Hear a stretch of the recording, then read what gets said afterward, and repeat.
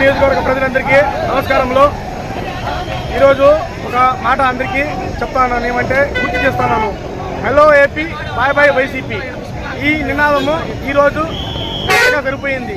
ఈరోజు అందరూ సంబరాలు చేసుకుంటున్నారు కాబట్టి మా తెలుగుదేశం పార్టీ తర్వాత మా కూటమి పార్టీ భారీ మెజార్టీతో గెలిచింది. ఈరోజు అనగా మాకు చాలా పండగ వాతావరణము, అందరూ జోష్లో ఉన్నారు కాబట్టి చాలామంది వైసీపీ వాళ్ళు చాలామంది ఏమనుకుంటున్నారంటే అక్కడక్కడ టూర్ ప్లానింగ్ వేసుకుని వెళ్ళిపోతున్నారు. దయచేసి ఏ వైసీపీ అన్నలు బాబాయిలు ఎవరు కూడా ఎక్కడికి పోవద్దండి. అందరూ వాళ్ళ ఇంట్లో ఆరాంగా ఉండండి. మీ పైన కక్ష తీసుకోవడమో లేకపోతే మీ పైన మేము దాడులు చేయడమో ఇంకేమో చేయడం అనేది మా ఉద్దేశం కాదు. మాకు చాలా పనులు ఉన్నాయి. మా టీడీపీ పార్టీ, మా కూటమి పార్టీ చాలా సంక్షేమ పథకాల గురించి చెప్పింది కాబట్టి అవన్నీ కూడా నెరవేర్చుకుని ప్రజలకి సేవలు చేస్తూ పోవడమే మా పని. మీపైన మేము ఎట్లాంటి వ్యతిరేకతలు చూపించము, మీ పైన ఎట్లాంటి దాడులు చేయము, ఏం కూడా మీ పని చేయడము మా ఉద్దేశం కాదు.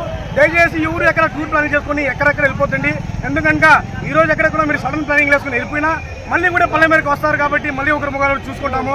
మీ పైన ఉండే మా కోపం అనేది 2-3 రోజులు మీరు కనపడకుండా వెళ్ళిపోతే మళ్ళీ తగ్గిపోవడము మళ్ళీ పెరిగిపోవడం కాదు. మీ పైన మాకు ఎట్లాంటి కూడా కోపాలు ద్వేషాలు ఏం లేవు. మీరేం చేయాలో మీరు చేసుకున్నారు, జనాలందరూ చూస్తున్నారు, మిమ్మల్ని చీకుంటున్నారు. కానీ మేమనేది ఏమనేది నిరూపిస్తాము, చూపిస్తాము. మేము ఎలా సేవ చేయాలో, ఎలా అందరికీ ప్రజలకి న్యాయం చేయాలో, అందరికీ ఎలా అభివృద్ధి చేయాలనేది మేము చేసి చూపిస్తాము. జై తెలుగుదేశం, జై తెలుగుదేశం. 5 సంవత్సరాల పరిపాలన కాలంలో అభివృద్ధి ఏమో తెలియదు కానీ అంతా అరాచకాలే. పోలింగ్ బూత్లు కూడా బెదిరించారు. అమర్నాథ్ రెడ్డి గారు అఖండ మెజార్టీతో గెలుస్తున్నారు. అదేవిధంగా ఆయన మంత్రి అవుతున్నారు. అందరికీ ఆయన ద్వారా న్యాయం జరుగుతుందని మేము మరీ కోరుకుంటున్నాము. ఈ రాష్ట్రం బాగుపడాలన్నా, రాష్ట్రానికి పరిశ్రమలు, రాష్ట్ర భవిష్యత్తు కావాలన్నా చంద్రబాబు గారి నాయకత్వం కావాలి. జై చంద్రబాబు, జై జై చంద్రబాబు.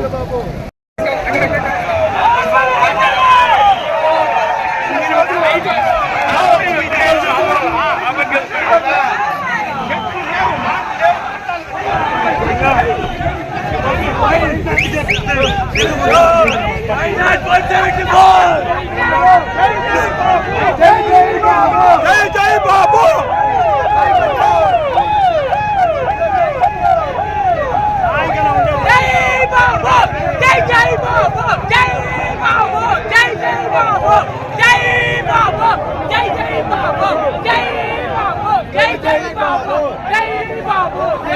బాబు.